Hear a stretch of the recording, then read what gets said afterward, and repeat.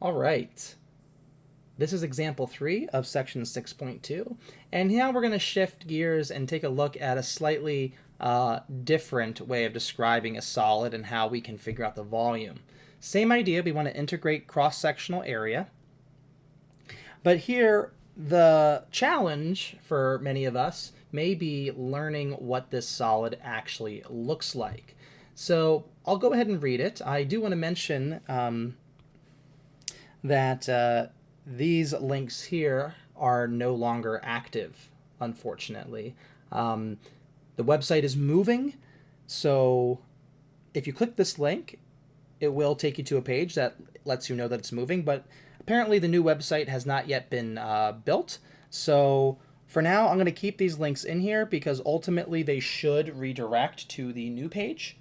You may have to then go ahead and try to find this specific example that I had here. But yes, so any of these links, unfortunately, are dead for the time being.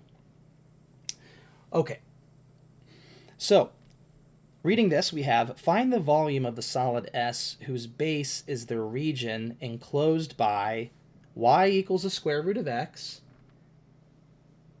and the x-axis between x equals 0 and x equals 9. Then it tells us that there are cross-sections. So cross-sections that are perpendicular to the x-axis are semicircles. So let's unpack this. First, let's ignore this whole cross-sections business and let's just graph y equals the square root of x along with a coordinate system. And we're going to focus on the region from x equals 0 to 9. Okay. So here's our y-axis. Draw an x-axis here. Maybe I'll make it a little bit smaller. There we go.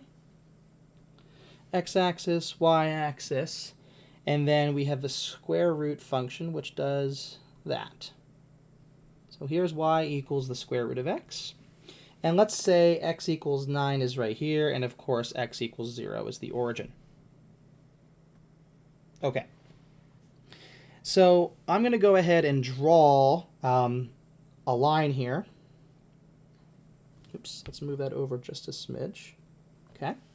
I would draw a line here, but, you know, there's no length. It's just a dot, so let's just consider it drawn already. So we are only focused on this portion of the curve, okay? And it tells us that so that's this part. Let's move on to the cross sections now.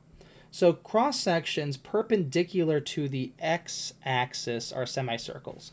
So this is the x-axis. So perpendicular. So if we were to slice this perpendicular to the x-axis, forming a right angle here. So any of these slices, then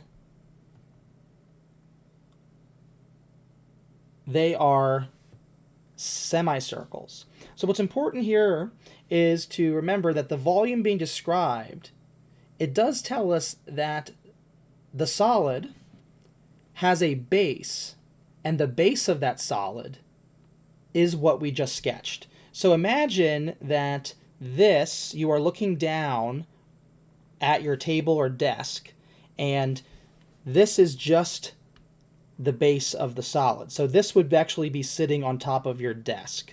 So imagine that this screen is actually the desk, and we just set this solid down. So then perpendicular to here, we have these cross sections.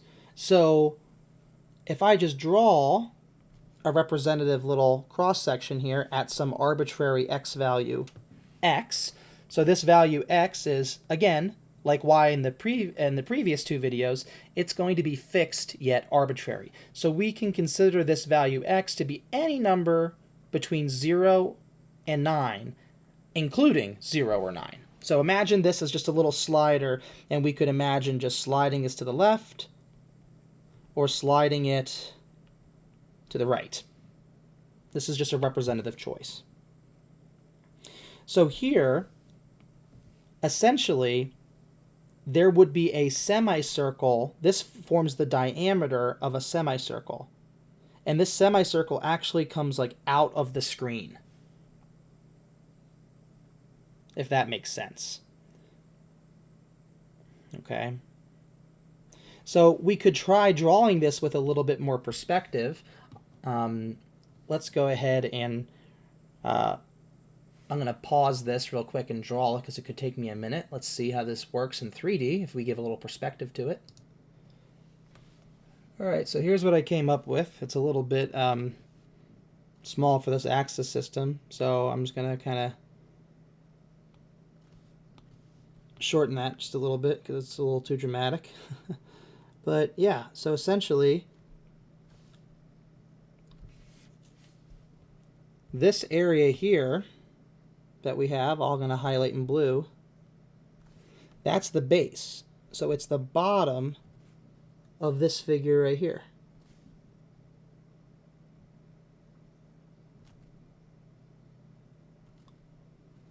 So that's the base of that solid.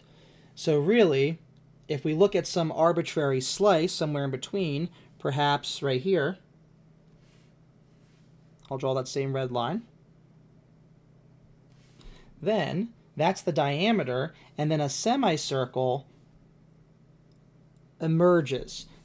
So imagine we are slicing the solid with a plane x equals something, and then we slide it. So here, this is the plane x equals 9, and then if we slide this plane back to, let's say right here, right, to some plane x, then we get this cross section, which is a semicircle. So these semicircles are coming out of the page. And if we draw this in 3D, it looks like this. So these semicircles are large out here because the diameter is large, but as we move, as x moves closer to x equals 0, then our semicircles get smaller and smaller and smaller until it's just a single dot. So we have a large semicircle getting smaller, getting smaller, getting smaller. So yeah, that's what the solid looks like. And then we can even like add a little bit of perspective to this to make it look a little nicer. Okay. So now that we have that 3D sort of view, now we can figure out the volume of this. So essentially, we don't even need to ever really draw this in 3D, but I think seeing it once is useful. So we know that our cross-sectional area, so this area here, is going to be a semicircle. And we know the area of a circle, so we know the area of a semicircle is just half that of the associated circle. So what I'm going to do here is draw this semicircle like this, just so we have a picture of it. So here, this distance, so this x value is just some x. We need a way to describe this length. Well, if we know the x value is x, then this y value is given by the square root of x. So this diameter is the square root of x. So that means the area of this figure should be 1/2 pi times the radius squared.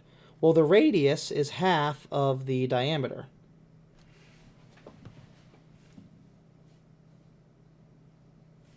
So this becomes pi over 2 times 4 times square root of x squared is x.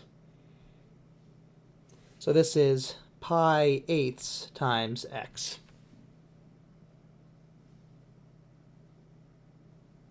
And now, unlike the previous examples, where we had things written in terms of y, we need to get things in terms of x. Now, is there anything special about x versus y? Not really.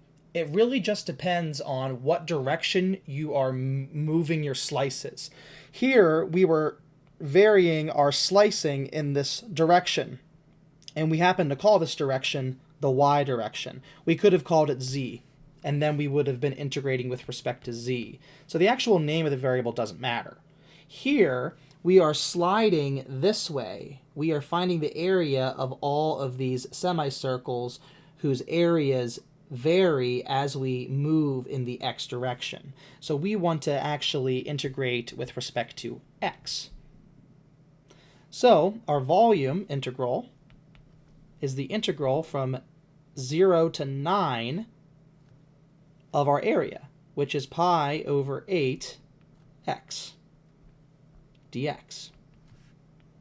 So this is pi over 16 x squared between 0 and 9. 9 squared is 81. So 81 pi over 16.